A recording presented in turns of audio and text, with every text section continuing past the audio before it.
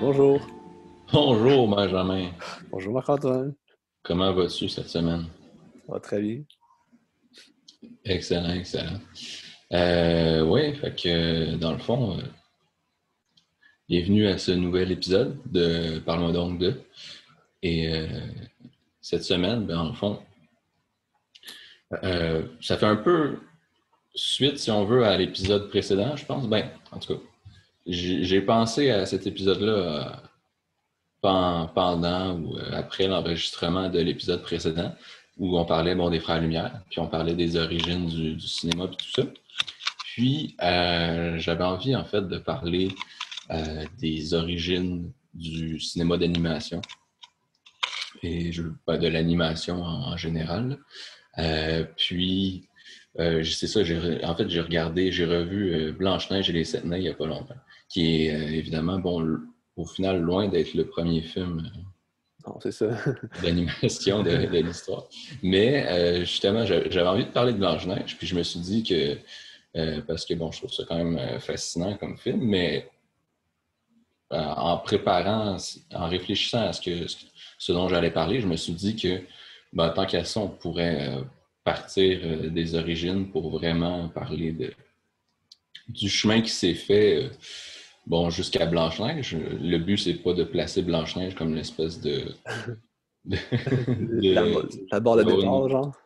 c'est ça, ou tu sais, d'avoir une vision téléologique que tout mène à Blanche-Neige, qui est comme l'aboutissement de tout, qui est comme enfin, voici tout ça a mené à ça, et maintenant tout part de là, puis il n'y a rien qui se fait à côté, alors que c'est complètement faux. Là.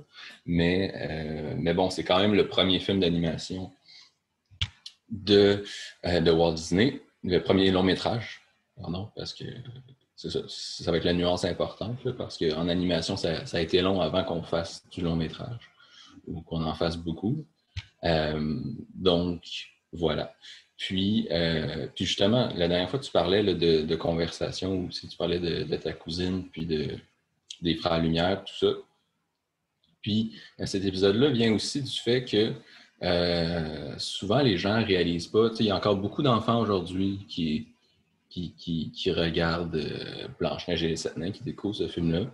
Puis la majorité des gens à qui tu parles, de ce que j'ai remarqué, ils ne savent pas du tout que ce film-là date de 1937. Ouais.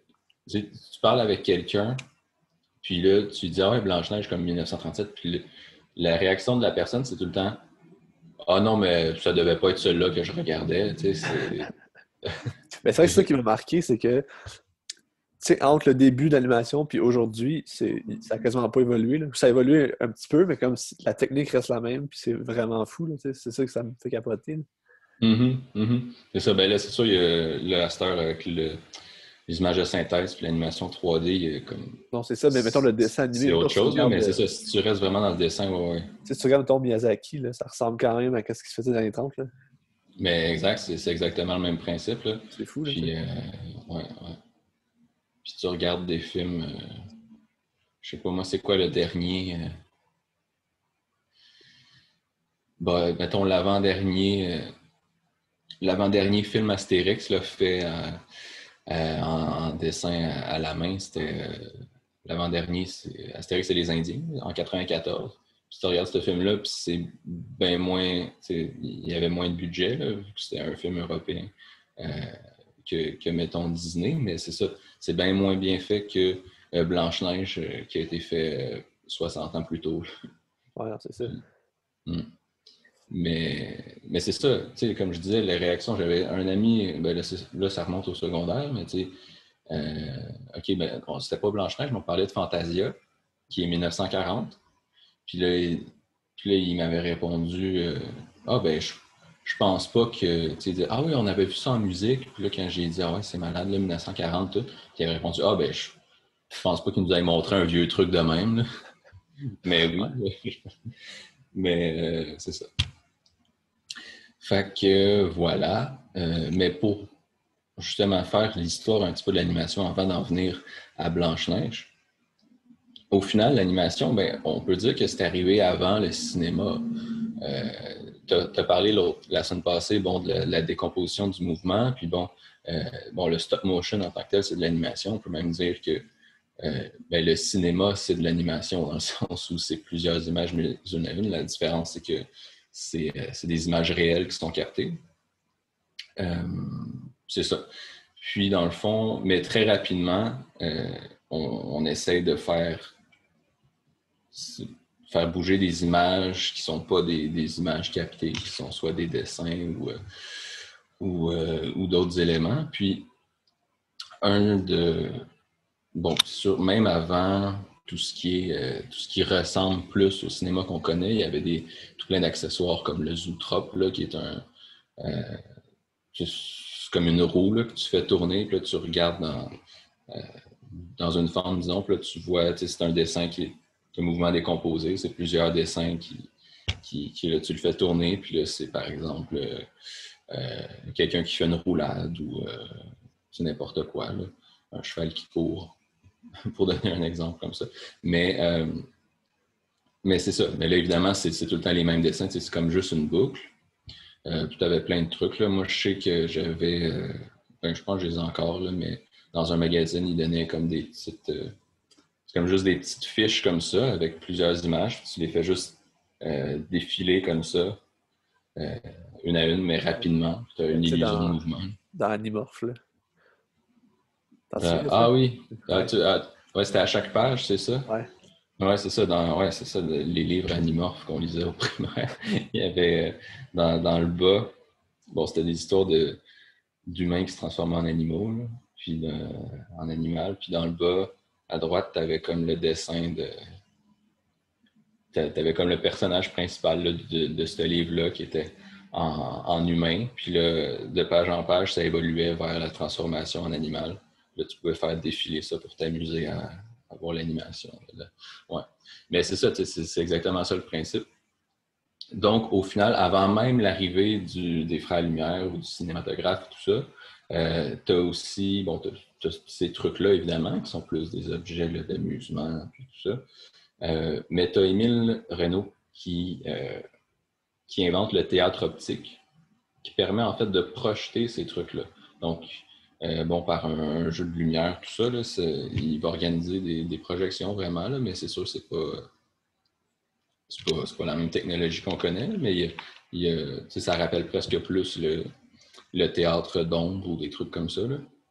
Mais c'était quand même une machine comme qui... au départ, c'était circulaire aussi, donc c'était un mouvement là, répété, mais qui était comme projeté. Mais bon, l'innovation principale, c'est d'arrêter de faire autre chose qu'une animation en boucle, puis de vraiment, au lieu de faire une roue qui tourne, juste une bande qui défile. Donc, c'était pas de la pellicule, là, c'était comme, je sais pas c'est quoi, mais c'est comme juste, je sais pas exactement c'était quoi le matériau, mais c'était comme juste une silhouette découpée dans ce matériau-là qui défilait devant la lumière, mais tu avais un autre truc en arrière qui servait comme de décor. Fait que là, c'était comme projeté sur le décor. Puis tu avais un personnage qui bougeait. Puis ça, là, évidemment, tu peux rendre... C'est plus une boucle, donc tu peux le faire aussi long que tu veux. Puis c'est ça. Puis entre autres, là, il y en a seulement 2 petits films, entre guillemets, d'animation qui nous sont parvenus, dont Pauvre Pierrot, qui date de 1892. Donc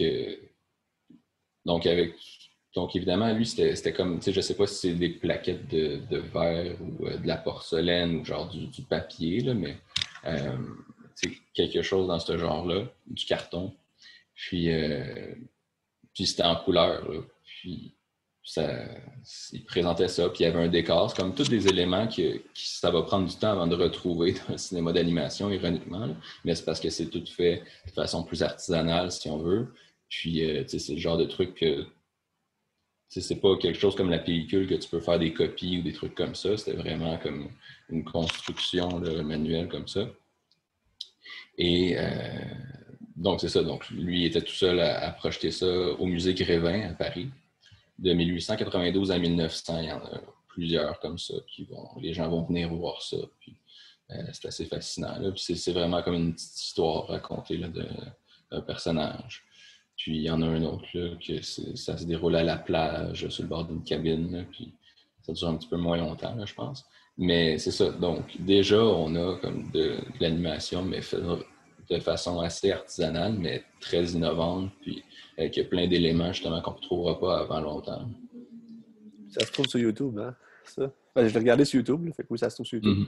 Ouais, c'est ça. Comme... regarder. Exact. Comme reconstituer, si on veut, là, de façon à faire une vidéo. Mais oui, non, c'est ça. Sur YouTube, là, c'est comme pas mal tout ce que je vais nommer, je pense, dans le fond. Et c'est ça. Mais là, après ça, évidemment, ben là, arrive une nouvelle invention, le cinématographe. Et là, on est sur pellicule et tout ça. Et donc, l'animation va se tourner, on va se mettre à faire de l'animation avec ça aussi.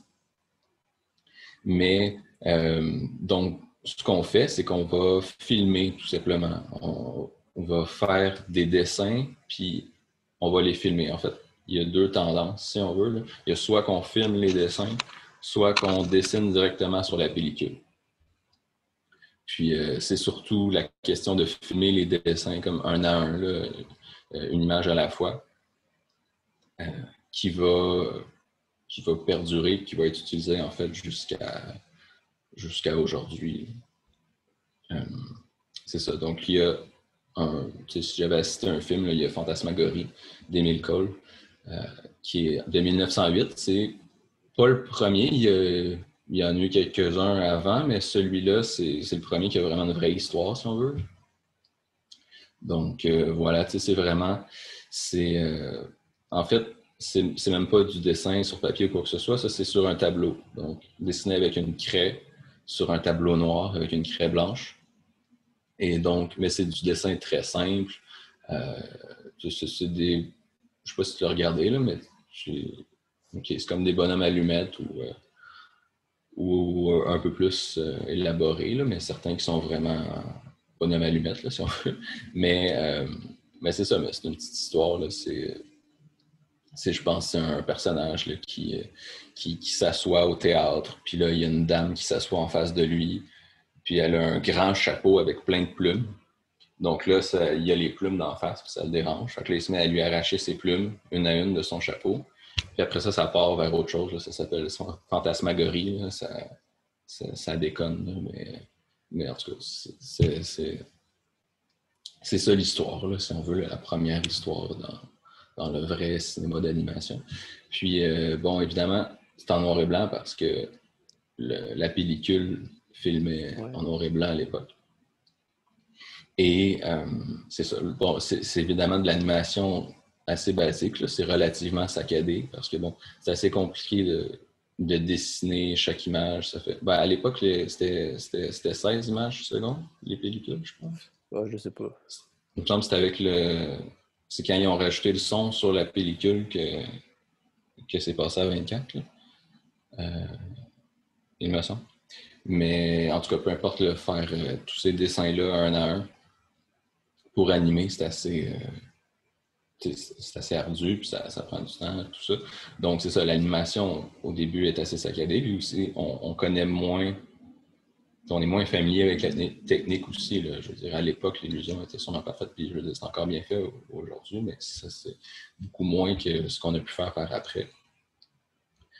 C'est ça, parce que justement, il y a eu plein de gens qui ont essayé de développer des techniques pour simplifier. Là. On peut parler de Winsor McLay, qui a travaillé comme des boucles d'animation qu'on pouvait reproduire au lieu de toujours avoir à refaire en un. Mais c'est surtout lui qui a commencé ce qu'on appelle l'animation par pause clé, je crois, qui est, dans le fond, encore les films qui sont faits en animation traditionnelle aujourd'hui, souvent, ben, du côté expérimental, ça peut être différent, là, mais souvent, ça va utiliser encore cette technique-là aujourd'hui. Là. Disney a utilisé cette technique-là tout le temps. Puis Miyazaki aussi, là, évidemment. Puis bon, tout ce qui est animation à grande échelle, c'est que les animateurs, ceux qui sont engagés pour faire les animations, ils ne vont pas dessiner toutes les images qu'il y a dans une seconde ou tous les dessins. Ils vont faire les mouvements principaux. Par exemple, je ne sais pas, moi, mon personnage, il lance quelque chose, ben là, son bras, il est là, puis là, son bras, il s'en va là. Ben là, l'animateur, il ne va pas dessiner ça. Il va juste dessiner là, puis à côté. Puis après ça, il envoie ça à ses employés subalternes, qui sont, les animateurs, c'est des personnages élevés, si on veut, dans la hiérarchie du développement d'un film d'animation. Puis à côté, ben, tu as ceux qui font les animations d'intervalle, qui, dans le fond, c'est ça. Tous ces mouvements-là, ben là, c'est des employés qui vont dessiner ça un à un. Puis, c'est ça. Donc, ça, c'est Winston McLay dans les années 10 là, qui a le premier commencé à faire ça. C'est ça. C'est lui aussi qui a fait, si vous avez peut-être vu, là, ben, des fois, on en parle parce qu'on dit que c'est le premier dinosaure animé de l'histoire. C'est Gertie le dinosaure en 1914. C'est comme juste... C'est un film principalement à prise de vue réelle, en fait, là, avec un personnage qui nous explique que bon, il y a un dinosaure, je ne sais pas trop. Puis là, il nous montre là, en arrière, puis il y a son dinosaure là, qui est là, puis qui se cache, puis qui fait plein de mouvements rigolos, puis etc. Donc, c'est ça. C'était lui là, qui a fait Mais ça, c'était-tu de prendre... Mettons, tu filmais un film, puis tu dessinais sa pellicule après, c'est ça, dans le fond? Pour ça, ben là, pour intégrer les deux, je ne sais pas exactement comment il a fait, mais il y avait peut-être un peu de dessin sur la pellicule, là, mais tu sais, c'était quand même deux trucs séparés, là, dans le sens que, tu sais, il nous montrait le tableau avec le dinosaure, là, mais oui, généralement, si tu voulais intégrer les deux, là, c'est sûr qu'il fallait soit que tu dessines sur la pellicule ou que tu superposes plusieurs images que tu viens refilmer après, là, ou des trucs comme ça. Là. Mais, ouais, exactement pour ce film-là, je pourrais pas dire. Ouais. Mais c'est ça. Mais c'est sûr. Mais tu sais, les films d'animation en tant que tel, là, si t'avais pas de prise de vue réelle d'intégrer, là, c'était très rare que tu dessinais sur la pellicule. Là. C'était vraiment tu filmais les dessins. Bon, dans le fond, je l'ai dit tantôt, là, je me répète. Là. Mais c'est ça. Sinon, pour continuer là, sur les innovations, il y a Raoul Barré, lui, c'est un Québécois. Puis Earl Hurd, qui ont été les premiers justement à essayer plus de séparer décors et personnages. Comme j'en ai parlé un petit peu pour le théâtre optique au début, là. Mais c'est ça. Mais là, ça va être la première fois là, au cinéma, si on veut. Parce que, bon, à l'époque, si tu regardes les derniers films que j'ai cités, c'est des films qui ont soit pas de décor, tu vois juste des personnages, ou un décor très, très simple.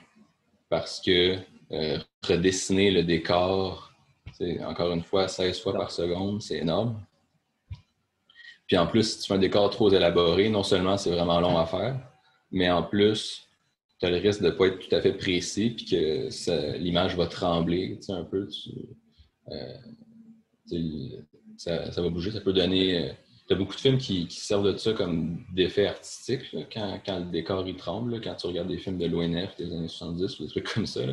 Mais bon, quand c'est pas ton but, puis quand tu es au début de la technologie puis que ça fait dur, ben, c'est sûr, c'est moins beau si on veut. Mais c'est ça. Puis bon, Earl Hurd, ce qu'il va développer, c'est encore une fois quelque chose qui va être utilisé là, toujours après. Là, c'est de dessiner, au lieu de dessiner par exemple sur une feuille blanche ou n'importe quoi, là, de dessiner sur des feuilles de celluloïd transparentes. Et donc de pouvoir superposer des couches, donc mettre un dessin par-dessus un autre.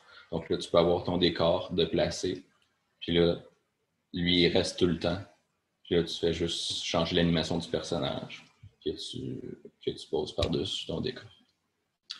Donc voilà, c'est aussi l'époque où on va voir la rotoscopie, là, qui est l'ancêtre du motion capture, qui est en fait, c'est que euh, ça sonne élaboré, mais c'est juste que il y en a qui vont se mettre à filmer donc des vraies scènes avec des vrais acteurs.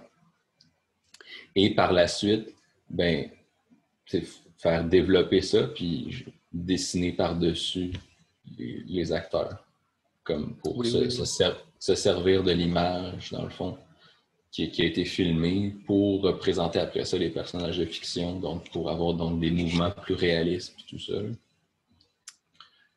Il y a un film de Richard Linklater, je pense, qui est fait comme ça. Puis ça a l'air vraiment fou, là. J'ai vu des images cette semaine, je checkais, là. C'est celui que Robert Downey Jr. Ben, c'est un film d'animation de même, fait que ça se peut, là, pas dans un Ah, 4, là, mais...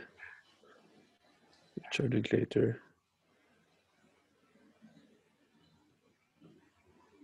C'est Walking Live, je pense que ça s'appelle. ok. Ah non, c'est peut-être pas ça, mais en tout cas, je me souviens plus. A Ouais. Scanner Darkly. C'est C'est ça, ça, Yann. c'est ça. Ouais. A Scanner Darkly. Ah. Ça a l'air beau. Mais c'est sûr, la technologie a été vraiment, a pu être utilisée puis vraiment développée par après. Mais, mais à la base, c'était quand même vraiment simple, là, dans le sens que, tu sais, Blanche-Neige, par exemple, pour sauter à Blanche-Neige, là, il y a beaucoup d'animations qui ont été faites comme ça, là, en fait. C'est juste, ils ont filmé beaucoup de scènes avec, il y avait une actrice qui jouait Blanche-Neige, puis tout. Puis, parce que c'était la première fois qu'ils essayaient de représenter des humains puis des mouvements humains de façon réaliste. Donc, qu'est-ce que tu fais dans ce temps-là? Ben là, tu t'inspires justement de la réalité. Puis, d'y aller comme image par image comme ça, ben là, ça t'aide vraiment beaucoup. Donc voilà. Sinon, bon, à l'époque, c'est ça. Là, petit à petit, l'animation prend de la place, tout ça. Puis à l'époque, c'était vraiment des trucs courts, là, faisait rarement plus de 10 minutes. Là. Puis bon, c'était diffusé soit entre d'autres films ou au milieu d'un programme au cinéma, tout ça. Là. Parce qu'à l'époque, évidemment, il faut penser, ça a l'air simple de dire comme ça, là, mais il n'y a pas de télévision. Donc, les petites séries animées de l'époque, ben, c'était au cinéma que ça jouait. Puis, évidemment, à l'époque, au cinéma, tu n'avais pas juste des longs métrages qui jouaient. Tu avais des courts métrages, tu avais les actualités, tu avais plein de choses. Là. Donc voilà, c'est là que passaient ces petits films-là. Tu as entre autres la première vraie série d'animation connue et tout ça, c'est Félix le chat en 1919 de Pat Sullivan, qui a donc continué pendant longtemps. Puis là, tu as les années 20. Les années 20, c'est entre autres des personnages super connus encore aujourd'hui, puis comme Betty Boop, puis Popeye, qui passent donc au grand écran. Tu as aussi dans les années 20, tu as Walt Disney qui arrive, qui fait les Alice Comedies, qui sont comme des histoires, bon, c'est comme une espèce de... Bon, c'est Alice au Pays des Merveilles, là, si on veut, mais c'est tout plein de petites histoires, petits courts-métrages. Puis justement, c'était prise de vue réelle et animation. Alice qui était jouée par, par une actrice, là, par une jeune fille, et d'animation pour le Pays des Merveilles puis tout ça. Puis c'est ça, mais on est toujours en noir et blanc à l'époque. C'est donc, on voit, tu sais, je t'ai cité BD Boop Popeye, là, c'est vraiment dans les années 20, il commence à avoir justement des trucs euh, plus, plus, plus industriels, si on veut. Là. C'est plus commercial, mettons. Là. Ouais, exact. Exact, plus commercial. Puis aussi plus industriel dans le sens que il y a beaucoup de studios d'animation qui vont se développer, qui vont multiplier le nombre d'employés. Ça va grossir et tout ça. Mais en même temps, en parallèle, tu vas avoir des trucs plus expérimentaux qui vont émerger, entre autres en Allemagne. Puis c'est assez constant dès le départ, l'idée de marier animation et musique. de faire de la musique et avec de l'animation qui est synchronisée avec, par exemple, des images abstraites puis tout ça. Tu auras beaucoup ça, là, entre autres en Allemagne. Norman Ouais. McLaren aussi, là, tu sais. Ben, tu sais, Ouais, c'est ouais, plus tard, je ouais. pense, dans les 50 là, ou 40. Ben, c'est ça, là. Mhm. Mais c'est ça, oui, l'ONF va participer à ça beaucoup, là, puis Norman McLaren, puis tout ça. Mais au départ, tu as aussi comme Rhythmus 1 de Hans Richter en 1921. Donc, Ah. C'est sûr, c'est un exemple. Puis, c'est là aussi que c'est du côté là, du côté expérimental qu'on va pouvoir faire aussi des trucs là, qu'on fait pas ailleurs, comme dessiner directement sur la pellicule, ajouter de la couleur comme directement, parce qu'on fait ça à la main sur la pellicule, puis plein de trucs comme ça. Sinon, bon, si on retourne là, du côté plus populaire, tu as Disney là, qui continue avec Oswald, le lapin chanceux, après les Alice Comedies. Puis là, tu as Mickey qui arrive en 1928, Mickey Mouse. As-tu regardé Steamboat Willie? Ouais. Ok, c'est ça. C'est comme pas son premier film, mais c'est son plus célèbre. C'est souvent cité comme son premier film, mais c'est comme son troisième. Là. Mais c'est ça, c'est juste. C'est un film sonore, mais je pense que c'est un an après, comme le chanteur Jazz Singer, de c'est jazz, 27, c'est ça. 1927. Ouais. C'est ça, donc là, le son arrive, mais bon, c'est pas un film très parlant. Là. Le personnage, il parle pas bien, il me Non. semble. Dans Steamboat Willie, je parle là. Non, il parle pas, mais qu'est-ce que je remarque, c'est la musique qui marche avec les mouvements, puis tout ça, ça arrive quand, ça, sais-tu? Ça rend ça plus intéressant, je trouve, encore, là. Mhm. Ben, c'est sûr, ça, c'est un moment important. Là. Euh, c'est quelque chose qui se fait. Ben, ça arrive surtout justement avec l'arrivée du son comme là. Mais la question de rythme comme ça, c'est vrai que bon, dès Steamboat Willie, puis on remarque ça ailleurs, c'est vraiment. On parlait d'expérimental avec la musique, là, c'est toute la question là, de rythme avec la musique, c'est très travaillé parce que c'est quelque chose qui peut se faire aussi. Mais c'est aussi quelque chose qui vient du cinéma, Ouais. du cinéma traditionnel. Là. Chaplin faisait ça aussi, là. Ouais, exact. Puis même avant que. Puis je pense que ça vient aussi beaucoup que avant qu'on aille le son dans le cinéma, ben, il y avait quand même toujours un piano. Puis le pianiste, il essayait justement de suivre les mouvements puis tout ça. Là. C'était son travail, si on veut. Là. Donc, il y a un aspect vraiment très rythmé, puis très la musique qui vient accompagner les mouvements, là, qui est très présente.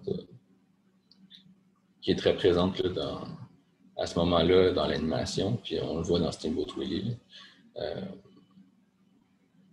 Puis, c'est ça. Donc, 1928, premier film de Mickey. Puis, dans les années suivantes, ben,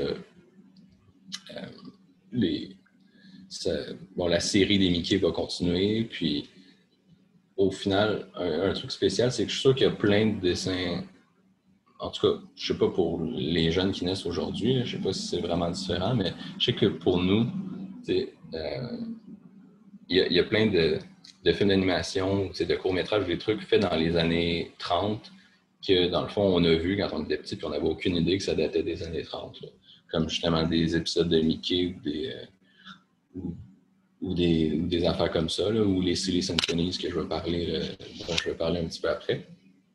Mais c'est ça, mais déjà avec Steamboat Willie, on remarque que, bon, on est encore en noir et blanc et tout ça, mais on s'entend que si tu compares avec Fantasmagorie de 1908, c'est complètement différent. L'animation est beaucoup plus fluide. Tu as des personnages beaucoup plus élaborés, une histoire vraiment plus élaborée. Les dessins sont beaucoup plus beaux, tout ça. Les années 30, c'est un petit peu l'explosion. Tu as Tex Avery qui commence à ce moment-là aussi. C'est lui qui, entre autres, là, qui est avec les Looney Tunes puis les Merry Melodies. Donc, c'est ça. Bugs Bunny apparaît, je pense, dans les années 40. Mais c'est ça. Mais tu avais déjà donc, les Looney Tunes sans Bugs Bunny à ce moment-là. Puis, c'est ça. Puis, du côté de Disney, tu as les Silly Symphonies. qui sont en fait des courts-métrages d'animation qui sont en parallèle de séries comme Mickey ou Dingo, des trucs comme ça. C'est dans un sens beaucoup plus travaillé. Là. Moi, ça me fait penser, dans le fond, à l'époque, tout était au cinéma, évidemment, mais moi, ça me fait penser à la différence entre une série télé d'animation et un film d'animation. Tu n'as pas les mêmes ressources, tu n'as pas les mêmes moyens, tu n'as pas la même volonté artistique, là, si on veut. Puis les Silly Symphony, c'était beaucoup plus haut de gamme, entre guillemets, si je peux dire ça comme ça. Là, mais c'est ça, c'est vraiment, bon, ça s'appelle les Silly Symphonies, donc là, la musique est vraiment très importante aussi. Et donc, tu vas avoir des moments avec de la musique classique ou juste une certaine musique vraiment élaborée. Puis, bon, il y en a quelques-uns en noir et blanc, mais beaucoup vont être en couleur. Puis, de plus en plus que la décennie des années 30 va arriver, c'est vraiment, de toute façon, les années 30, c'est vraiment le moment où la couleur se répand là, en animation. Là, au cinéma traditionnel un petit peu, mais beaucoup moins là, à ce niveau-là. Et c'est ça, l'animation va vraiment se peaufiner à ce moment-là. Disney va grossir, il va y avoir de plus en plus d'employés, leurs techniques vont être de plus en plus élaborées. Puis, c'est ça. Donc, les Silly Symphony, ça se peut que vous en ayez vu là, quand plus jeune ou quoi que ce soit. Puis ça se trouve évidemment là, sur Internet facilement aujourd'hui. Là. Mais il y a entre autres Les Trois Petits Cochons, qui est, bon, l'animation... c'est probablement l'adaptation de l'histoire des Trois Petits Cochons la plus connue. Au final, c'est ce film-là qui date de 1933. Qui est, tu remarques, c'est très chantant aussi. Là. Il y a un aspect très comédie musicale. Là. Je pense que les personnages ne parlent pas, en fait. Là. Ils font juste chanter dans ce film-là, dans Les Trois Petits Cochons. Donc, je sais pas, t'en as-tu regardé finalement des Ouais, j'ai regardé, c'était quoi une affaire avec des têtes de mort, là? C'était quoi des squelettes, là? T'as-tu vu ça? Si je me trompe pas, il me semble que c'était ça. Là. Ça ressemblait beaucoup à du Tim Burton. C'est clair qu'il y a une influence, hein? Ouais, ça se peut, c'est clair. Je les ai clairement pas toutes vues, là. Il y en a vraiment beaucoup, là. Mais, fait que je sais pas de quel tu parles, mais ouais. Il me semble que j'ai regardé ça, c'était comme une affaire avec un squelette qui bougeait, puis je me souviens OK. plus trop, mais... OK. Ah, c'est ça. Mais, c'est ça, tu sais, on voit, il y a des trucs, là, vraiment, qui essayent quelque chose. On sent que c'est les années 30, que c'est le début de l'animation. C'est pas toujours le Disney sage et consensuel qu'on connaît d'aujourd'hui. Tu as des trucs, bon, là, c'est pas nécessairement osé, là, mais tu as Forest and Trees, qui est un film assez poétique. C'est juste la nature, c'est le feu qui attaque la forêt, puis c'est... En fait, je m'en souviens pas tant, là, mais c'est ça, c'est toute l'histoire du combat, là. Non, le feu qui brûle les arbres, puis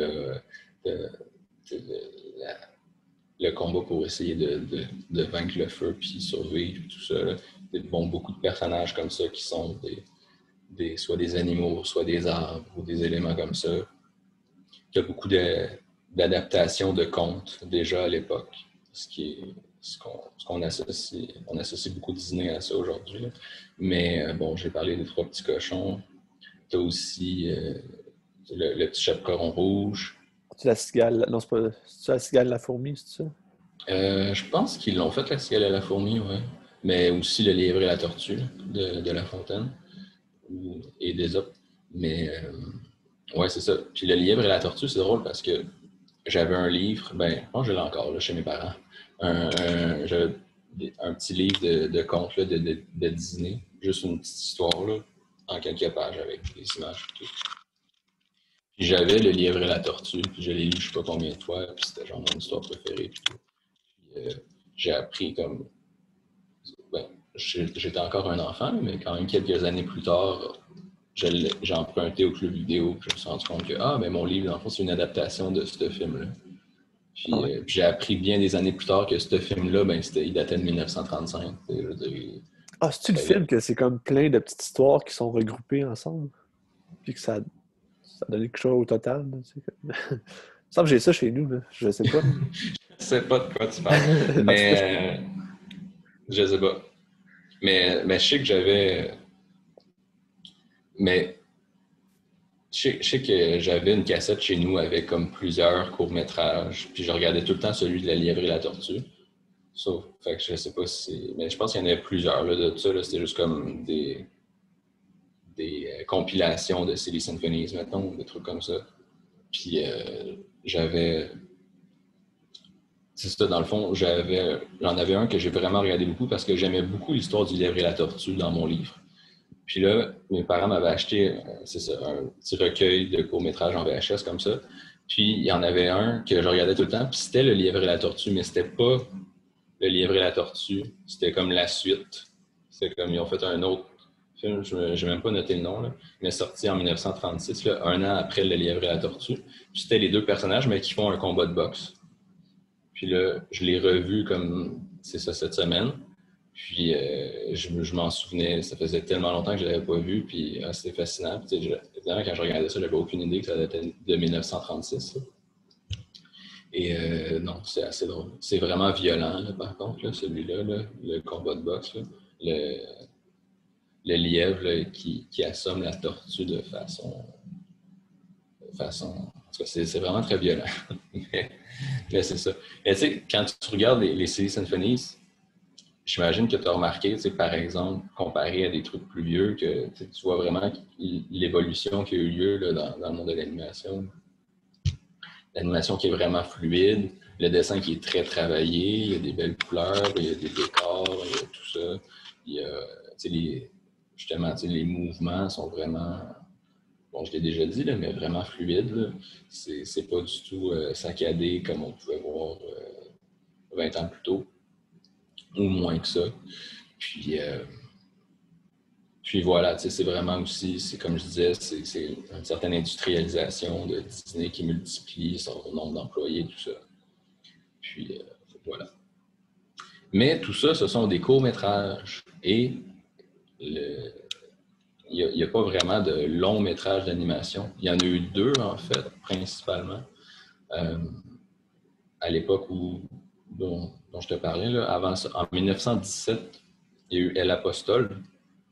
Et en 1931, Peludopolis. Donc, qui sont les deux premiers films d'animation, les deux premiers longs métrages d'animation qu'on reconnaît, mais qui sont en fait qui ont disparu. Donc, c'est des films argentins, faits en Argentine, puis qu'on a perdu aujourd'hui, qui ne sont pas restés. Et sinon, bon, pour parler rapidement, là, déjà à l'époque, on faisait des films en stop motion. Bon, évidemment, le stop motion a pu être utilisé dans le cinéma traditionnel là, pour faire des effets spéciaux, intégrer des personnages, comme bon, l'exemple facile, c'est King Kong, qui était animé là, en stop motion. Mais c'est ça, mais là, on fait des films exclusivement en stop motion avec des marionnettes, comme Le Roman de Renard, un film français. Puis, c'est sûr, je vais mal le prononcer, là, mais Die Siebenruben, un film allemand de 1937. Tu as aussi un film de l'URSS, Le Nouveau Gulliver, en 1935, qui est, ben ça, tu as des marionnettes qui sont des personnages là, animés en stop motion. C'est eux qui sont principaux dans le film, mais tu as quand même aussi des humains. Voilà. Et donc, en 1937, bon, je parlais de Disney qui s'est développé, tout ça avec les Symphonies, ben c'est là enfin qu'ils vont sortir leur premier long métrage d'animation, donc qui est Blanche-Neige et les Sept Nains, qui est en fait le premier long métrage d'animation de l'histoire qui soit à la fois en couleur et avec du son. Et bon, c'est vraiment un des premiers, là, j'ai cité les autres, là, qui pourrait concourir à être le meilleur, le premier film d'animation, le premier long métrage. Mais c'est ça, mais donc Blanche-Neige, là, c'est vraiment, il y a une volonté de faire quelque chose de très ambitieux, puis qui va amener le public dans les salles, puis tout ça. Là, c'est un projet qui va coûter 1,5 million de dollars à l'époque, en 1937. Là, c'est énorme. C'est ça, on a eu une volonté là, de faire quelque chose de réaliste, faire une vraie histoire, avec des moments plus tristes, il va y avoir comme une vraie courbe dramatique, parce qu'avant, les symphonies, ça durait même pas 10 minutes. Puis les dessins animés, ben, aussi, c'était très court, là, les autres, Mickey et compagnie, ou du côté de Tex Avery. Puis c'est beaucoup basé sur l'humour, sur des gags, sur des situations rigolotes, des mauvais coups, tout ça. Mais là, maintenant, il faut faire une histoire qui tienne sur 1 heure et demie. Donc voilà. Mais tu sais, c'est l'aboutissement, au final, ce long-métrage-là, d'un système qui est vraiment très au point, là, que Disney avait des écoles pour former ses animateurs. Ben, une école de formation pour ses animateurs. C'est un système aussi que l'idée, c'est que tu engages, tu fais comme un casting pour tes personnages, mais je parle pas au niveau des acteurs ou pour faire la voix ou peu importe. Là. Je parle du casting pour l'animateur, dans le sens que chaque animateur se fait attribuer un personnage, là, bien souvent, pour les personnages principaux. Puis bon, cet animateur-là, c'est lui, on a parlé tantôt des animations clés. Ben là, c'est ça. L'animateur, il fait ça. Puis, c'est ça, là, pour décrire un petit peu la procédure là, du film d'animation à l'époque, fait de façon industrielle, à grande échelle, tu as l'animateur qui fait ses animations, c'est lui aussi qui note, là, qui doit faire ses calculs, puis tout ça pour dire combien ça prend de dessins entre, comme je disais tantôt, mon dessin est là, puis mon dessin est là. Ben là, c'est lui qui note combien de dessins ça prend. Après ça, bon, c'est les employés qui font les dessins d'intervalle, ben là, ils font ces dessins-là. Après ça, pour s'assurer que tout est correct, on va filmer ça. Donc, on va mettre les différents dessins ensemble, on va projeter ça, on va regarder. Ah, il faudrait corriger ce mouvement-là, il faudrait corriger ça. Donc là, on repasse à la planche à dessin, puis on recommence pour s'assurer que ce soit correct. Après ça, un coup que l'animation des personnages est correcte, ben, je dis un coup. Évidemment, ça se fait aussi en parallèle, là, mais tu as des artistes qui vont dessiner les décors. Là, après les décors, ben là, tu as l'équipe de la couleur qui va ajouter de la couleur aux personnages puis aux décors, un coup que sont finalisés. Puis après ça, mais juste l'animation, la couleur, c'est pas suffisant. Ça prend aussi une équipe des effets spéciaux qui va travailler à ajouter des éléments. Puis des fois, c'est très artisanal d'essayer de jouer chimiquement avec la pellicule, des trucs comme ça. Par exemple, c'est bon. Pour créer un scintillement, mettons que tu as une chandelle dans une scène, tu fais juste dessiner ton feu et tout ça, ben là, quand tu le passes à l'animation, puis tu vas juste ajouter la couleur, ben là, tu regardes ça, puis ça n'a pas un feeling réaliste, tu n'as pas une sensation réaliste de feu, donc là, c'est l'équipe des effets spéciaux qui va travailler pour ajouter le scintillement. Tout ce qui est les ombres aussi, ben là, c'est plus cette équipe-là qui va s'occuper justement de mettre les ombres aux bons endroits, puis des trucs comme ça. Quand tu as l'eau qui coule dans une rivière, ben là, c'est pas l'animateur qui dessine comme à la main chaque mouvement de l'eau pour, en plus que l'animateur, il s'occupe des personnages, là, donc c'est pas son travail, si on veut. Là. Donc là, c'est plus l'équipe des effets spéciaux qui va essayer d'ajouter un effet pour qu'on ait l'impression qu'il y ait de l'eau dans la rivière pour de vrai, que c'est pas juste une forme bleue immobile. Là. Donc, voilà, des trucs comme ça. Puis un coup que tout ça est fait, ben là, en fait, les effets spéciaux, ça dépend. Là. Des fois, ça va être fait après, évidemment, après que ce soit filmé. Puis d'autres fois, certains effets peuvent être travaillés avant. Mais c'est ça. Mais mettons qu'on est rendu à l'étape pour filmer la scène, ben là, on filme là, tous les éléments ensemble. T'as vraiment j'ai vu des feuilles de production là, détaillées que bon, la caméra doit faire tel mouvement sur le décor, puis telle image à ce moment-là, puis toute instruction très détaillée de quoi faire, que le cadreur y arrive, puis il ne soit pas perdu, puis au final, ce ne soit pas le cadreur qui soit l'artisan qui décide de comment le film est fait. Donc, voilà.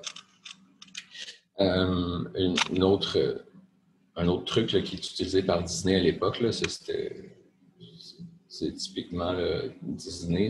Bon, on parlait des celluloïdes pour séparer décor et personnages.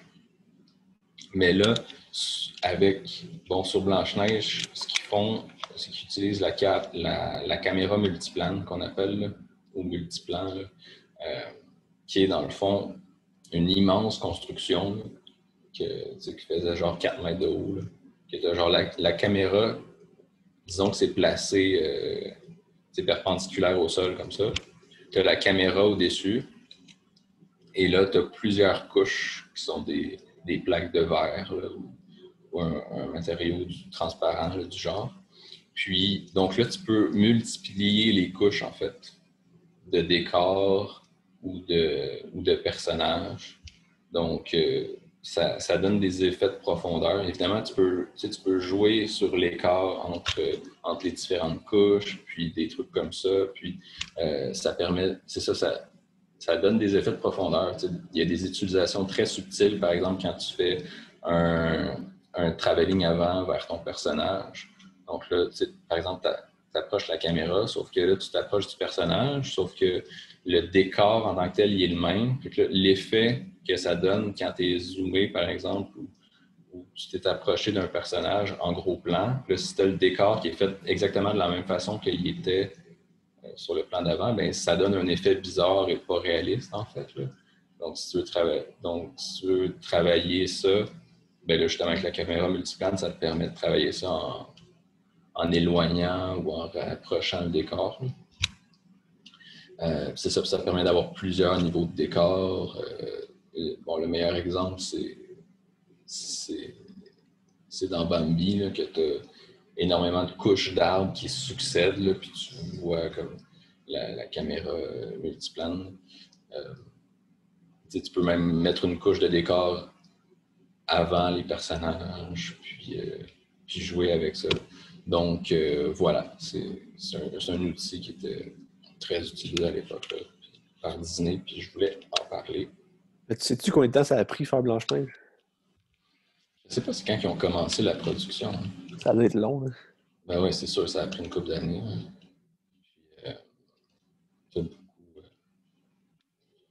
Ça a été réfléchi longtemps en amont aussi. Là. Tu vois, tu as des Silly Symphonies de 2 ans avant que c'est vraiment, tu as des personnages qui sont... Ben, déjà, tu as des personnages de Blanche-Neige qui sont apparus avant même Blanche-Neige pour genre les tester leur animation, comme travailler avec eux autres. Mais ouais, le moment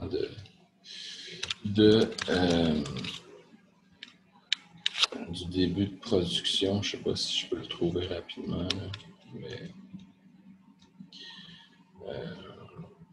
mais c'est sûr que ça a été long, puis c'est sûr. Mais tu sais, évidemment aussi, c'est les années 30, puis tu n'avais pas les mêmes conditions de travail qu'aujourd'hui, puis ils ont dû travailler des méchantes journées là, aussi. Là. Fait que il y a cet élément-là aussi. Mais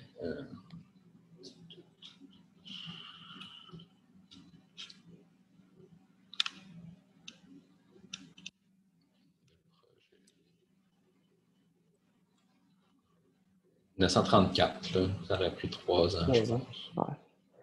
C'est quand même pas pire. C'est assez rapide, là, mais c'est beaucoup de travail. Puis... Tu sais, quand tu parlais de l'école de Disney, qu'ils formaient leur personnel de même, là, Tim Burton ouais. l'a fait, ça, je pense. Il y a une bourse de Disney pour faire l'animation. Puis il dit c'est horrible. Il dit c'est comme l'armée, puis là, t'es comme un moule, il faut que tu sois de même, t'as pas le choix. Il dit c'est dégueulasse. Là. Ah, mais c'est clair, là, surtout rendu dans les années 70-80. C'est parce que le système était là, puis Disney s'en mettait pas beaucoup en question à ce moment-là aussi. Puis c'était fonctionne comme ça. Puis... Ah non, c'est clair. Bon, si on parle de Blanche-Neige plus précisément, avais-tu quelque chose à ajouter par rapport aux origines de l'animation que tu as vu ou quoi que ce soit ou n'importe quoi? Non, je pense que c'était bien. OK. Donc, c'est ça. Donc, Blanche-Neige, bon, si on parle avec le synopsis, je vais faire comme le résumé du film, là. Puis ça va permettre aussi d'enchaîner sur pourquoi, à mon avis, ce film-là, il vaut la peine d'être regardé encore aujourd'hui. Puis qu'est-ce qui fait sa force et ses particularités? Donc, bon, c'est un canevas de base typiquement dramatique. Là. Bon, c'est évidemment adapté de Blanche-Neige, le conte traditionnel européen ou allemand, qu'on connaît surtout fixé par les frères Grimm au début du 19e siècle. Donc, bon, c'est l'histoire d'une méchante reine qui veut être la plus belle, puis là, c'est elle la plus belle, mais là, un matin, son miroir lui dit que c'est plus elle la plus belle, c'est rendu Blanche-Neige. Blanche-Neige qui est donc sa belle-fille qu'elle traite de façon misérable. Donc, c'est ça. Donc, elle apprend que c'est Blanche-Neige la plus belle du royaume. Donc là, elle décide qu'elle veut éliminer Blanche-Neige pour redevenir la plus belle du royaume. Et là, on voit Blanche-Neige qui est en haillons, donc qui est traitée vraiment injustement, qui récure les planchers. Et donc, tout ce qu'elle veut, c'est elle aspire au bonheur. Puis le bonheur, bon, c'est représenté par le prince charmant qui va passer, qui va lui rendre visite. Donc tout ça, là, très comédie musicale, elle va chanter en récurant le plancher, tout ça. Et là, la reine décide de faire tuer Blanche-Neige. Donc là, Blanche-Neige se sauve parce que le chasseur qui était censé la tuer, ben là, il décide de l'aider. Il ne veut plus la tuer parce que il se sent trop mal. Et donc, elle va se sauver. Et là, elle va rencontrer des nains dans la forêt. Elle va tomber sur une maison de nains dans la forêt. Et donc, elle va se cacher à cet endroit-là. Et là, la reine va réussir à la retrouver. Et là, elle va user d'un subterfuge. Donc, elle va se transformer en fait en vieille Madame Laide pour offrir une pomme à Blanche-Neige qui va donc manger la pomme telle une Ève du paradis et donc tomber dans un sommeil profond. Et bon, et la reine meurt suite à ça, complètement sombrée dans la folie. Donc voilà. Mais pendant ce temps-là, donc, Blanche-Neige est endormie. Et là, le prince qui passe par là va venir la réveiller, va venir lui donner un baiser parce que c'est la seule façon de lever la malédiction. Il va lui donner un baiser qui va la ramener à la vie. Et donc là, non seulement elle est de retour à la vie, mais sa belle-mère méchante n'est plus de ce monde. Et elle trouve donc le bonheur auquel elle aspirait parce qu'elle a l'amour avec le prince et parce que, bon, elle a retrouvé son statut social, n'est-ce pas? Donc, voilà la belle histoire de Blanche-Neige. Ce qui est intéressant, par contre, c'est que toutes ces péripéties-là, en fait, que je viens de raconter, qu'on dirait vraiment que c'est l'histoire du film, bien, c'est même pas la moitié du film. C'est-à-dire que c'est surtout au final, le début puis la fin du film. Parce que entre les deux, ben là, il y a tout le reste du film se trouve en fait entre le moment où Blanche-Neige se retrouve donc perdue dans la forêt et le moment où sa belle-mère vient la voir habillée en vieille Madame Laide. Donc là, la majorité du film se déroule entre ces deux moments-là, en fait. Parce que c'est plein de longues scènes que je peux énumérer. Donc, Blanche-Neige arrive dans la forêt, puis elle devient l'amie des animaux. Elle découvre la maison des nains, puis elle va s'y installer. Ensuite, Blanche-Neige qui fait le ménage de la maison des nains, parce que c'est vraiment sale et crasse. Puis, elle pense qu'elle est dans une maison qui est habitée par des enfants qui sont partis à l'école, je ne sais pas.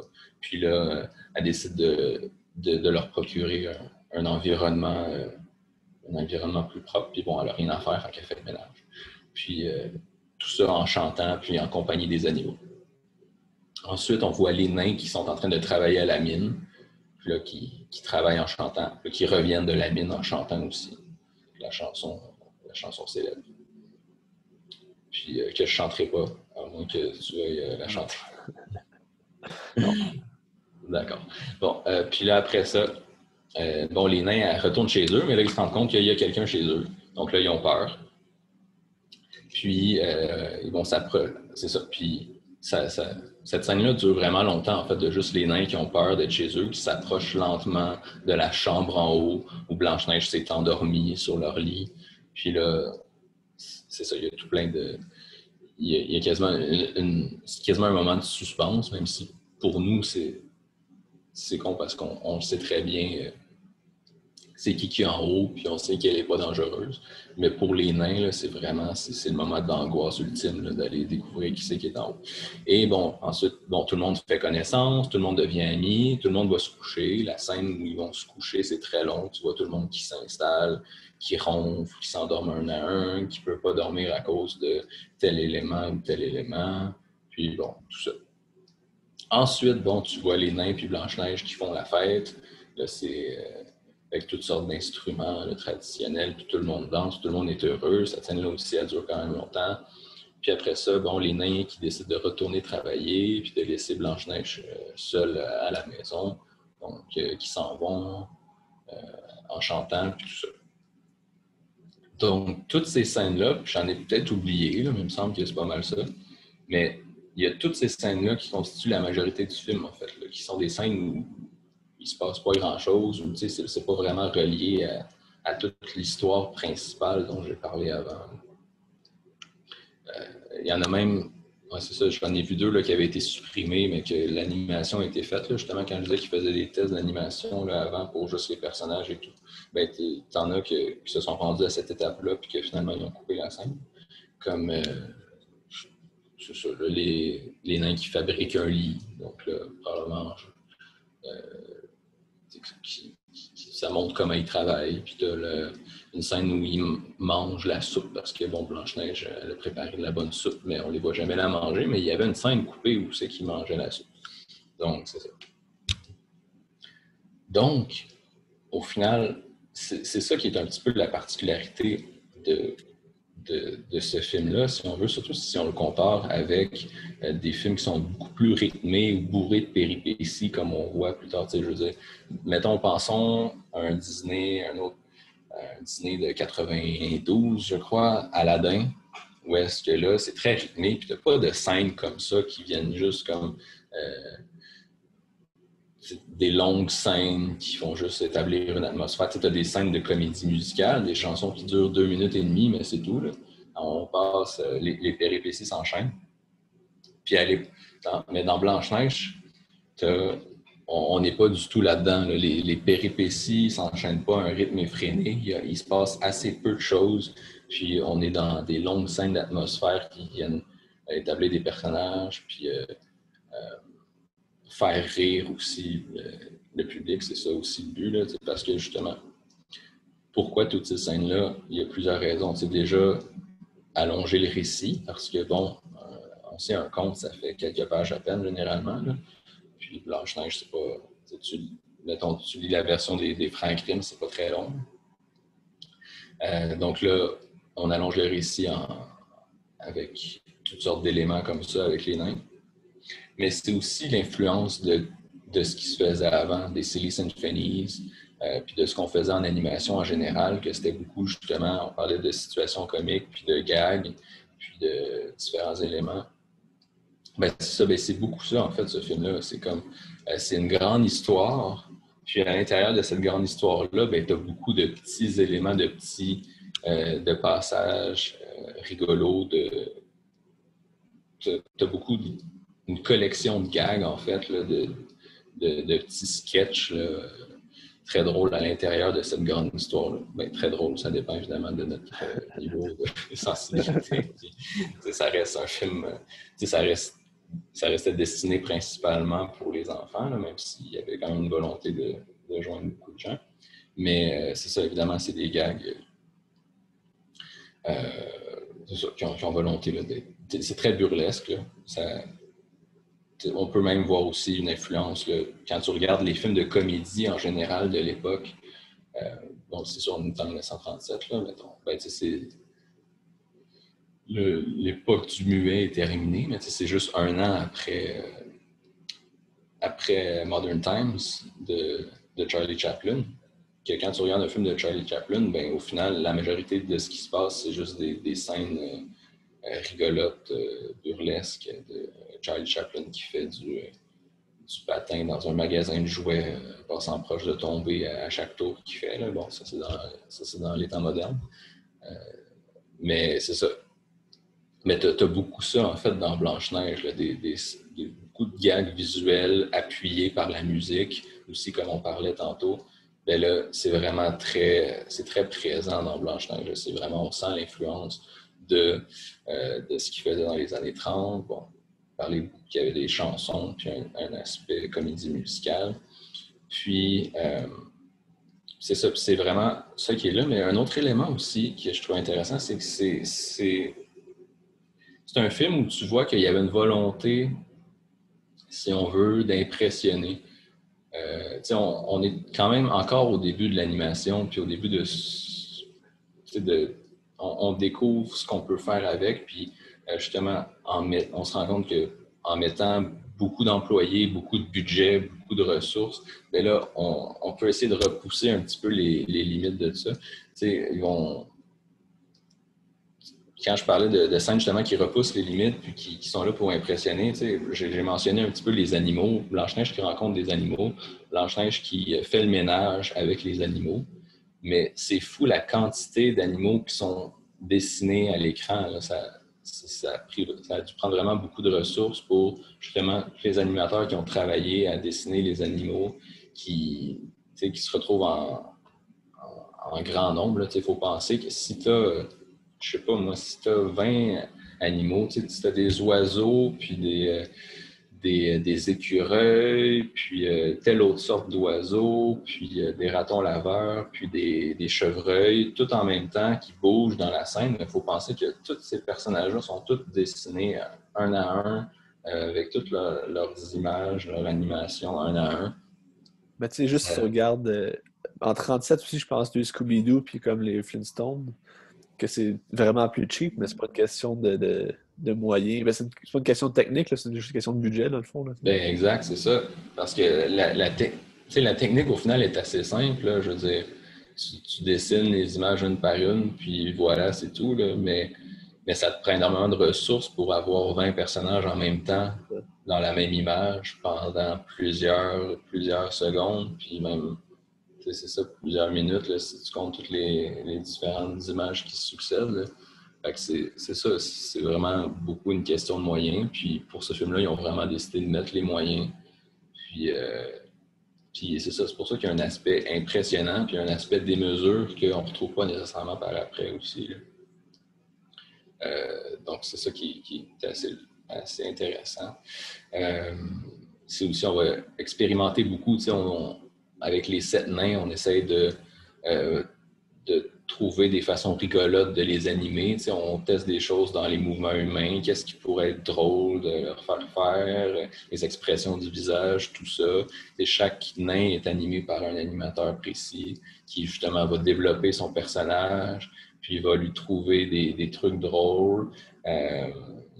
Chaque animateur aussi veut mettre son personnage de l'avant, il veut exploiter son design, sa personnalité, il va élaborer des gags juste à partir de son personnage, ce qui fait que tu as une espèce de brainstorm permanent qui est là dans ce film-là des artisans les plus importants là, du film, qui fait en sorte que ça fait justement des longues scènes comme ça, remplies de gags, que tel nain fait ça, pendant que tel autre il fait ça, que tout le monde va se coucher, ok, mais là tu vois chacun des nains un par un, puis il se passe tout quelque chose de rigolo avec eux pendant qu'ils essayent de s'endormir. Donc c'est beaucoup ça en fait, ce film-là. Donc voilà pour ça. Donc c'est ça, c'est vraiment le caractéristique de ce film-là du début de l'animation qui va être, si on veut, perdu par après, dans un sens. Mais on va en parler un petit peu après. Je sais pas, ça fait combien de temps? J'avais dit que ce serait long. Ça fait... Attends, je vais checker. Ça fait au moins, mettons, 1h05, à peu près. Au moins, peut-être plus, mais... Pour vrai? Ouais. Wow, je pensais pas. Bon, mais c'est ça. Mais pour la suite, bon, là, pour parler d'aspects un peu plus généraux, là, commerciaux, là, ça a été vraiment un très grand succès à sa sortie. C'était, je pense, le plus grand succès du cinéma à l'époque. Là. avant Gone with the Wind, qui est sorti 2 ans plus tard. Mais avant ça, qui est encore le plus grand succès aujourd'hui, soit dit en passant, Gone with the Wind. Mais c'est ça, mais au final, c'était pas un succès qui était assuré nécessairement parce que. Pourquoi tu ris? C'est pas Avengers Endgame. Non. Non. Je vais t'expliquer le principe de l'inflation. Ouais, je sais. Mais ça reste qu'Avengers, il est vraiment haut à cause de. Ben, entre autres, à cause de l'augmentation de la population, puis du fait l'augmentation des marchés, puis la Chine, puis tout ça, là, c'est sûr que ça fait en sorte aussi que ça fait des chiffres plus élevés. Mais même à ça, si tu prends juste au nombre de billets vendus, quand le Wind reste premier. Mais ça compte aussi les ressorties, en tout cas, peu importe. Mais c'est pas vraiment ça le but de la discussion. Mais c'est ça, tu sais, c'était pas acquis que les gens allaient vouloir s'asseoir pendant 1h30 là, dans une salle de cinéma pour regarder un film fait avec des dessins. Donc, dans un sens, c'est quelque chose qui est... on se rend compte que, tiens, ça peut marcher. Donc, après ça, les longs métrages vont se multiplier par la suite, là, autant du côté de Disney qu'ailleurs. Et donc, sinon, au niveau de l'influence là, sur Disney plus précisément, ben là, il va y avoir... c'est un film qui introduit plein d'éléments. Là, je veux dire, ça commence par un livre de contes au début qui s'ouvre, là, ça raconte il était une fois, blablabla. Bon, c'est très... que Disney va utiliser par la suite, que Shrek va parodier, puis tout ça. Wes Anderson, il fait ça aussi. Là. Il fait toujours ça, quasiment. Pas toujours, mais il le fait. C'est aussi bon un film de princesse qui est quelque chose qui est très associé à Disney, même si au final, quand on regarde les films un par un, les films de princesse, il y en a eu 3 avant les années 90. Et c'était pas la majorité des films, et de loin, c'était pas du tout ce genre de film-là. Puis, c'est drôle d'ailleurs, quand tu regardes la réception qu'a eu Cendrillon, qui est donc sorti en 1950, je crois, qui est en fait, tu regardes ça, puis tu le regardes, mettons, aujourd'hui, puis tu te dis, c'est un film de princesse classique Disney. Mais à l'époque, c'était juste le 2e film de princesse de Disney, ce qui fait que puis il y avait eu plein d'autres films qui n'avaient rien à voir, comme Pinocchio puis Bambi et compagnie. Donc les gens en voyant, donc il y a beaucoup de critiques à l'époque en voyant Cendrillon qui disaient le film manque d'originalité parce qu'il ressemble trop à Blanche-Neige, puis tout ça. Parce que aujourd'hui, on ne pense pas à associer Cendrillon ressemble trop à Blanche-Neige, on pense que Cendrillon fait partie des films de princesse. À l'époque, c'est comme une redite de Blanche-Neige. Mais voilà. Sinon, bon, le film avait reçu un Oscar spécial là, pour sa contribution au cinéma. C'est ça. En fait, tu avais la statuette normale, puis tu avais 7 petites statuettes, là, comme pour représenter les scènes. Donc, voilà. Donc, c'est ça. On disait que c'était un immense succès. Puis bon, je pensais parler un petit peu rapidement des films qui ont suivi du côté de Disney, parce que, bon, en 1940, donc 3 ans plus tard, sort Pinocchio, qui était encore plus ambitieux. Je pense que ça a coûté $1 million de plus. Encore plus d'employés, plus de budget, tout ça. L'animation est encore plus travaillée. On essaie des trucs. La caméra multiplane est très, très utilisée. On multiplie les décors parce que ça aussi, si tu fais plusieurs scènes comme avec le même dessin de décor, ben là, ça demande moins d'énergie que si tu changes de décor constamment puis plus rapidement. Tu as beaucoup plus de mouvements de caméra aussi dans ce film-là. C'est tous des trucs qui peuvent être compliqués à faire, qu'on demande justement, mais tu sais, c'est parce que des fois, tu peux dessiner un grand décor, puis la caméra elle va juste filmer cette partie-là, mais que la caméra va bouger, puis tu vas voir comme d'autres éléments du décor. Mais c'est ça, tu as beaucoup de caméras, fait que là, ça te demande des plus grands décors aussi. Donc, c'est ça, plus d'effets de lumière, des effets spéciaux, tout ça. Puis Pinocchio, c'est aussi un film qui est beaucoup plus sombre là, au niveau de l'histoire, là, en fait. Là. C'est plus... c'est moins joyeux que Blanche-Neige. Bon, je l'ai souvent vu cité là, comme le meilleur film d'animation de tous les temps, tout ça. Par contre, c'est pas un film qui va avoir un grand succès parce que 1940, c'est la guerre. Ouais, c'est ça. La guerre est commencée. Les États-Unis ne sont pas en guerre, mais ils sont quand même en effort de guerre, de semi-aide, de collaboration avec la Grande-Bretagne et tout ça. Là. Euh, donc, les gens ne vont pas nécessairement au cinéma. Puis là, on parle juste des États-Unis, mais il faut penser que ces films-là sortaient partout dans le monde. Donc là, disons qu'en 1940, sortir en Europe, c'est plus compliqué. Donc voilà, pas un énorme succès. La même année sort Fantasia, qui est donc qui avait pour ambition, si on veut, de faire découvrir la musique classique aux gens.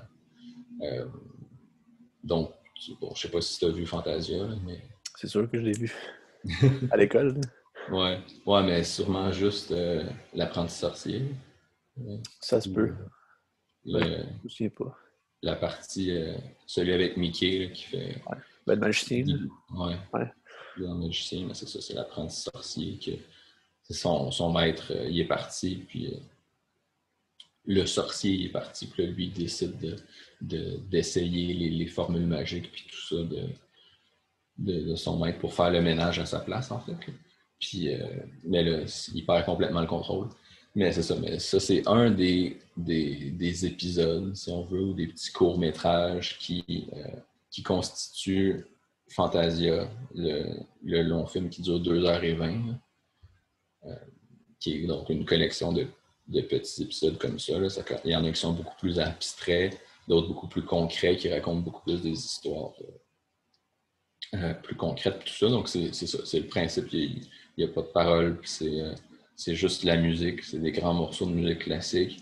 Moi, personnellement, mon préféré, c'est la symphonie pastorale de Beethoven, la 6e symphonie, qui se déroule à l'Olympe. Donc, avec les dieux grecs. T'as Dionysos complètement sous avec son vin à un moment donné, c'est malade. Mais t'as des dieux grecs ou des créatures mythologiques, là, des centaures, puis des trucs de même. Là. Personnellement, c'est mon préféré. Mais c'est un film qui est quand même vraiment long, là, 2h20. Là, c'est comme, je pense que je recommande. Il me semble qu'il y a un entracte au milieu, fait que je recommanderais de le regarder en 2 fois. Mais ouais, mais c'est ça, sinon ça reste très bon. D'ailleurs, il y a Fantasia 2000 qui est sorti en 2000 ou en 99, je pense, là, qui est comme la reprise du même concept avec des nouvelles pièces. Puis bon, il est beaucoup plus court, là, puis il se regarde vraiment très bien, là, mais c'est quand même bon. Là. Par contre, ils ont repris l'apprenti sorcier, fait que t'as un des épisodes qui est comme la même chose que dans le Fantasia original, mais c'est ça, non, c'est très bon. Là. La musique, c'est plus des morceaux connus qu'on entend souvent, par contre, dans Fantasia 2000. Je sais pas si c'est parce que si dans le Fantasia original, la musique utilisée dans le film était de la musique vraiment très utilisée et connue à l'époque. Mais en tout cas, pour ce qu'on entend souvent aujourd'hui, dans Fantasia 2000, c'est vraiment beaucoup de musique qu'on connaît. Sinon, tu as Dumbo en 1941, qui est donc le film suivant, qui est particulier parce que c'est tous des films qui valent vraiment la peine d'être vus, là, parce que c'est vraiment comme les premiers films de Disney, les premiers vraiment longs métrages d'animation à grand déploiement comme ça. Tu as Dumbo, qui lui va être un succès comparé à Fantasia, puis à Pinocchio, puis même à Bambi après. C'est un film beaucoup plus simple. Je pense qu'il a coûté moins d'argent aussi. C'est pas du tout l'élaboration d'un Pinocchio au niveau des décors.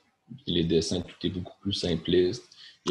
C'est beaucoup moins réaliste. C'est un aspect très cartoon qui rappelle beaucoup plus les symphonies ou même les cartoons vraiment de Disney plus de base. Mais ça reste vraiment très élaboré au niveau de l'animation et tout ça. Là. Mais c'est un esprit très différent là, des autres de la même époque. Ça dure juste, c'est assez court aussi, là, c'est 64 minutes, générique compris. T'as pas de caméra multiplane utilisée là-dedans. Là. C'est vraiment, tout est très simple. Mais c'est quand même très bon, très maîtrisé, très émouvant. John Lasseter, une des figures de proue de Pixar, là, il était directeur artistique de Disney et Pixar il n'y a pas longtemps, là, avant de partir pendant le mouvement MeToo. Mais, Ouais. mais c'était, je veux dire, je veux pas minimiser quoi que ce soit, là, mais c'était une histoire qui était très colleux, puis ça a l'air que ça rendait certaines personnes mal à l'aise, puis on ne sait pas trop tous les détails, mais je pense pas qu'il y ait d'histoire d'horreur, là, mais voilà, il est parti à cause de ça. Mais c'est ça, mais c'était son film préféré, là, Dumbo. J'ai souvent dit que c'était son film préféré. Mais c'est ça, la particularité aussi, c'est que c'était la grève chez Disney à cette époque-là, puis que le film a été fait par des scabs, par des briseurs de grève. Parce que, bon, c'est 1941 encore. Puis, parce que, bon, c'est ça, on parlait de multiplication des employés, puis de projets de plus en plus ambitieux. Donc, évidemment, les travailleurs qui, à un moment donné, ça leur tente pas de faire des heures de fou ou d'être traités comme de la merde. Donc, tu as énormément de gens qui sont partis. Puis, au final, ceux qui sont restés puis qui ont fait le film, c'est beaucoup de gens qui étaient là dans les années 30 pendant les Silly Symphonies, qui faisaient des cartoons. C'était comme vraiment des vieux de la vieille, de l'animation plus traditionnelle telle qu'elle se faisait dans une optique plus moins réaliste, puis tout ça. Puis ça se ressent sur le film. Puis bon, c'est quand même très bien. Voilà. Puis le dernier de cette grande époque, c'est 1942, Bambi, qui est personnellement mon préféré, qui est vraiment un très très beau film. C'est un hommage à la nature, même un hommage à la vie. C'est vraiment magnifique. Tous les personnages sont des animaux. T'as juste l'homme qui apparaît même pas. C'est un humain qui apparaît même pas à l'écran là, pendant une scène que je ne spoilerai pas, même si tout le monde la connaît. Mais c'est ça. T'as juste un personnage humain qui est là, mais qu'on voit pas. Puis les animaux sont beaucoup moins... c'est beaucoup moins anthropomorphique que dans d'autres films. Là. Puis entre autres, le Roi Lion, ça, c'est comme le seul, je pense, que tu as vraiment zéro être humain.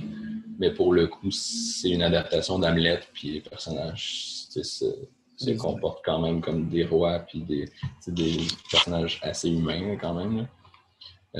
Tandis que dans Bambi, ben là, évidemment, c'est pas un documentaire sur les animaux non plus, là, mais tu as quand même un peu plus de comportement typiquement animal dans celui-là. C'est comme une suite de tableaux aussi. Tu as les saisons qui passent, puis alors que dans Blanche-Neige, tu avais les grandes scènes avec rempli de gags, ben là, tu as encore ça un petit peu dans Bambi, mais tu as un aspect très, très, très poétique, très beauté de la nature qui se développe le plus. C'est ça. Donc, j'avais parlé que la caméra multiplane était vraiment très utilisée là-dedans. Puis c'est comme aussi pousser tout le concept des animaux qu'on avait dans Blanche-Neige, ben de pousser d'en faire un film complet avec c'est encore plus élaboré, encore plus de dépenses, puis tout ce que tu voudras.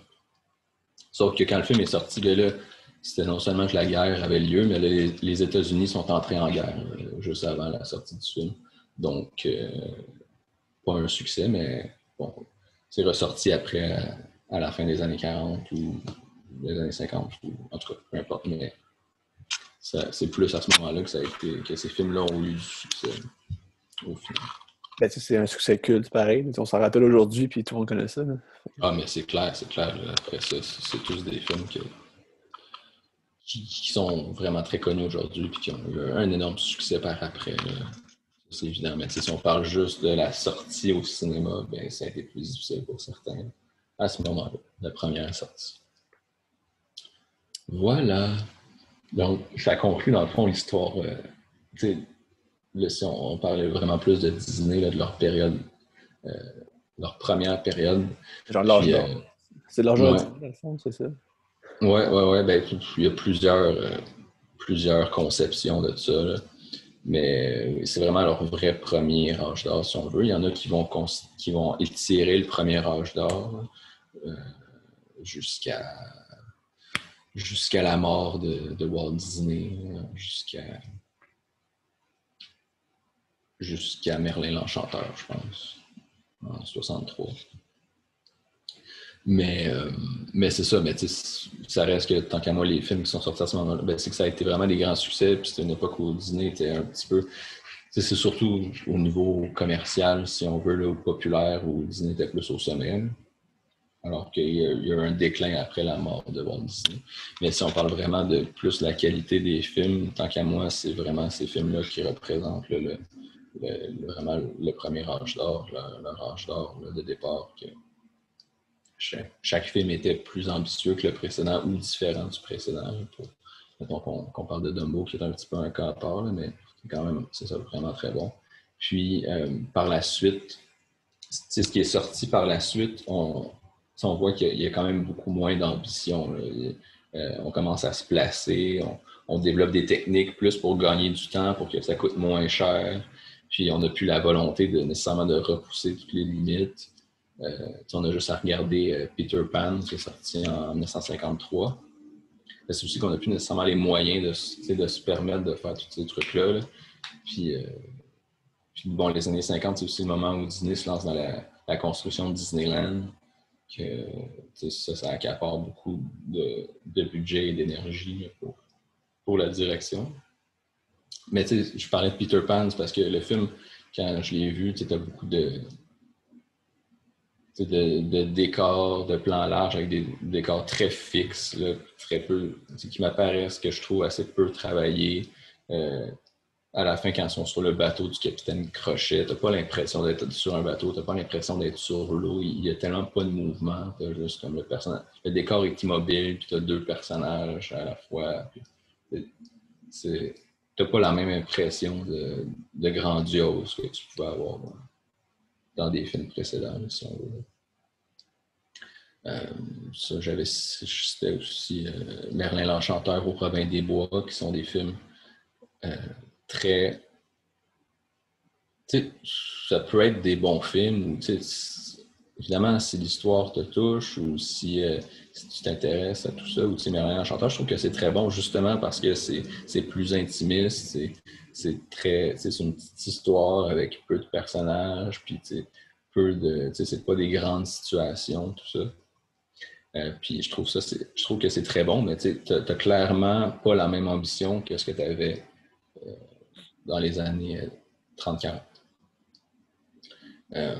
C'est ça, ça va être beaucoup l'année des années d'innovation, puis tout ça, là, comme, ou d'éléments particuliers sur la direction artistique, par exemple. C'est-tu moi qui ai fait ça? Ouais, c'est toi. OK.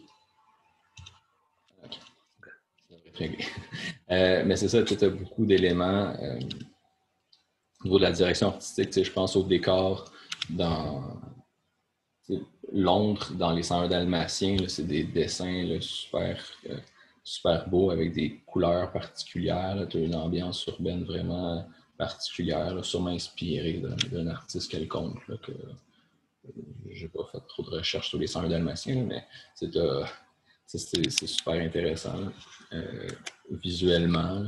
Dans La Belle au bois dormant aussi, tous les décors, encore une fois, les châteaux, tous qui ont des formes très différentes des autres Disney. C'est vraiment une recherche là, à ce niveau-là, au niveau artistique.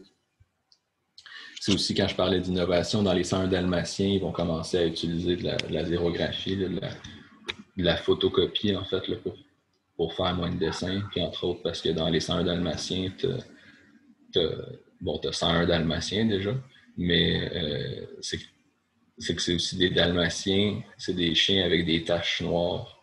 Puis, essaye d'imaginer animer les taches noires comme une à une, comme justement on parlait de tantôt du décor qui tremble, mais imagine les taches qui tremblent. Fait que, donc c'est ça. Si on parle des innovations qui sont sorties, après ça, au niveau des innovations, il n'y a pas eu grand-chose, justement, juste des trucs pour gagner du temps comme ça, des affaires comme ça. Puis tu as le numérique qui commence à arriver à partir des années 80. t'as le décor de Big Ben à l'intérieur de Big Ben dans Basile, détective privé, là, en 86. Je sais pas si tu l'as vu, là, mais Petit, je m'en rappelle plus. ouais. Ça, il court à l'intérieur de Big Ben, comme à l'intérieur des rouages de l'horloge, là. Puis, fait que là, t'as comme la caméra qui bouge comme clairement en 3D, tu sais, de façon que tu ne voyais pas dans l'animation avant. Puis, puis tous les rouages sont faits à l'ordinateur, là, mais tu sais, c'est vraiment laid aujourd'hui, là. Comme ça détonne avec les personnages. Mais c'est ça, c'est une des premières utilisations là, comme ça. T'as aussi des trucs tout cons, là, mais le personnage dans Aladdin, tu as un tapis volant, qui est une sorte de personnage en lui-même. Mais lui, il est animé par ordinateur, parce que c'est un tapis avec tout plein de motifs, plein de motifs compliqués dessus. Puis tu peux pas dessiner ça à chaque fois, comme 24 fois par seconde, ça n'a aucun sens. Là. Parce que non seulement ça fait beaucoup de travail, mais justement, pour revenir encore au fait que ça tremble, ben là, imagine avec tout le tapis, plein de motifs, plein de couleurs, ce serait psychédélique. Là. Il me semble. Je sais, en tout cas, il me semble. Mais c'est ça. Puis, bon, c'est en 95 que Pixar va arriver avec... Ben, ils ont fait des courts-métrages avant, là, mais si on parle juste des longs-métrages, ils sont arrivés avec Toy Story, qui est vraiment un grand bouleversement parce que c'est fait 100% à l'ordinateur. 100% en images de synthèse, 3D, tout ça. Puis, bon, peu à peu, là, dans les années qui vont suivre, surtout plus dans les années 2000, mais ça va vraiment se répandre. Puis aujourd'hui, quand tu regardes les films d'animation grand public, C'est toujours en synthèse même, à peu près. c'est ça, t'as plus d'animation, t'as plus d'animation traditionnelle vraiment. C'est Wes Anderson qui fait du stop motion avec de la plastine, mettons, mais c'est pas pareil. Ouais. Puis même, t'en as aussi qui vont faire de l'animation plus traditionnelle, 2D, en dessinant, mais à cette heure, ils vont dessiner avec des logiciels pareils, puis Ben, c'est ça, c'est vraiment sur plus leur facile. tablette. Tu peux faire la même chose que tu faisais sur papier, mais sur l'ordi, c'est bien plus facile, là, tu sais. Exact. Mais c'est ça. Fait que ça reste de l'animation traditionnelle, mais au final, sur papier, il y en a beaucoup moins. Après, en tout cas, dans tout ce qui est grand public, il n'y en a plus. Là. Ben, le Disney, leur dernier qu'ils ont fait, c'était en 2011. C'est Winnie l'ourson qui a eu zéro succès là, à ce moment-là. Puis avant ça, 2 ans avant, il avait fait la, la Princesse et la Grenouille, Princess and the Frog, qui est bon, c'est un film de princesse, là, 2009 de Disney, là, qui est avec la princesse Diana, là, qui se passe en Nouvelle-Orléans. Là. Ça a été quand même un bon succès, là, mais beaucoup moins que Réponse, que Tangled, sorti l'année suivante, qui était, lui, pour le coup, vraiment animation, en image de synthèse. Si tu regardes La Princesse et la Grenouille, c'est vraiment... C'est 2009, mais c'est un Disney vraiment fait à la main, traditionnel, là, avec bon, du numérique d'intégrer, comme on disait, comme on parlait bon, d'Aladin et tout ça. L'animation des effets spéciaux aussi qui vont s'ajouter par ordinateur, mais la base, c'est des personnages dessinés à la main sur du papier et tout ça. Là. Puis ça reste, c'est resté là, mais là aujourd'hui beaucoup. Mais c'est sûr, en même temps, il y a du côté du Japon, des studios Ghibli, puis Miyazaki et compagnie. Là, j'ai pas suivi exactement les derniers Ghibli, c'est comment qui étaient faits là. Je suis pas trop connaisseur, je suis connaisseur plus de. Ben, j'ai vu tous les films de Miyazaki, mais pas les autres. Donc voilà. Mais tu sais, Miyazaki, c'est ça. Son dernier film, c'est Le vent se lève en 2011. Si je dis pas de bêtises, il me semble que c'était 2011 ou 2013. Ouais, peut-être plus. En tout cas, peu importe. Là. Mais ça, pour le coup, c'est vraiment de l'animation traditionnelle. Là. Puis, voilà. Avais-tu quelque chose à ajouter sur le cinéma d'animation? Mais tu sais, à travers tout ça, tu as tout l'ONF aussi. Ouais, C'est c'est vraiment ça. important, mais comme on peut revenir aussi à un moment donné, là, parce que c'est un gros bloc. Là. Mais c'est ça, parce que là, au final, j'ai parlé beaucoup de tout plein euh, de tout plein de courants au début du cinéma, puis toute l'invention de l'animation, puis les premiers films d'animation, puis tout ça, mais après ça, rendu à Blanche-Neige, puis tout, là, je me suis plus concentré sur Disney, parce que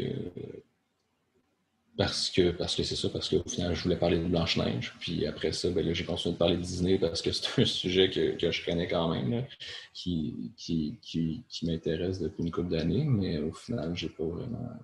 Tu sais, il y a quand même beaucoup d'autres choses qui sont faites à côté. Mais de toute façon, si on parle de films d'animation, ben c'est ça, tu parlais de l'ONF, il y a beaucoup de... Je pense que c'est des pionniers aussi, de l'ONF, là, vraiment beaucoup. Mm-hmm. Ben c'est ça, ils ont expérimenté plein de trucs aussi, puis ils ont fait, Frédéric Bach, l'homme qui plantait des arbres, là, Ouais. c'est magnifique, là, ils ont fait justement beaucoup de films comme ça, que c'est, on parlait de séparer décors et personnages, ben, l'ONF a fait beaucoup de films où on ne les séparait pas, puis que c'était par exemple des peintures ou des dessins super, parce qu'il y avait des volontés artistiques comme ça, puis on parlait du décor qui tremblait s'il fallait leur dessiner à chaque fois. Ben, tu as beaucoup de films de l'ONF qui jouent là-dessus pour créer un effet artistique intéressant. On pourrait faire un projet sur ça, l'ONF, c'est à y penser. Ah, C'est c'est une intéressant. pensée. C'est une pensée. Ouais, parce que c'est ça. Sinon, ben, c'est ça, tu as plein d'autres films là, dans les années. Tu as Don Bluth là, qui a fait des trucs intéressants. Là, ben, c'est lui qui a fait The Land Before Time, là, Petit Pied le dinosaure. Là. Mais Fievel et le Nouveau Monde, surtout, je pense, là, qui Don Bluth qui était vu un peu comme, c'était l'époque où Disney, bon, était, ben, non, Disney est encore de même, là, mais c'était très consensuel, puis tout ça. T'as Don Bluth qui abordait comme des sujets plus graves, puis tu sais, ou de la réalité plus difficile de la vie, tu sais. Justement, ce film-là, ça raconte l'histoire d'un immigrant qui arrive aux États-Unis, puis que c'est d'une famille immigrante, là, un petit, ben, c'est des souris, mais ou des rats, des souris, en tout cas, peu importe. Là. Mais c'est ça qui doit trouver un moyen de s'intégrer, puis c'est pas facile de trouver du travail, puis de survivre, puis il y a plein de conflits, comme dans les basses ruelles de Londres, pas de Londres, de New York. Là, donc c'est ça, c'est un film qui est destiné pour les enfants, mais qui aborde des thématiques plus rough que, que dans la majorité des films Disney. Voilà. Est-ce que quelque chose à ajouter? Non, c'est parfait. C'était bon. Excellent. Excellent, excellent.